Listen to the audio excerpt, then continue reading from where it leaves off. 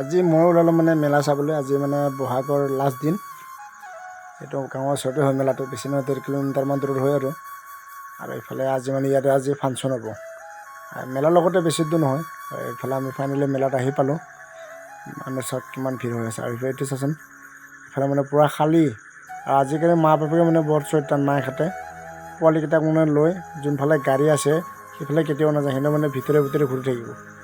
দেখা পালেও নেদেখা ভয় ধৰি আনি পোৱালিবোৰক ইফালে সিফালে মানে টানি আনি ঘূৰি থাকে। আৰু এইফালে মই মানে মেলাৰ ভিতৰত সোমাই চালোঁ যে মেলাৰ দৃশ্যটো কেনেকুৱা কি, চব কিমান মানুহ মেলাৰ ভিতৰত। আৰু এইফালে মানে মই এতিয়া জিলাপি দোকানত সোমাই আধা কেজি জিলাপি ল'ম আৰু মানে লগৰে কেইটামান বোলে খাব, সিহঁতক খুৱাবৰ কাৰণে। মই মানে আগতে টেষ্ট কৰি চালোঁ, এটা নহয় দুটা চালোঁ টেষ্ট কৰি। আৰু এইফালে মানে লৈ ল'লোঁ মই আধা কেজি জিলাপি।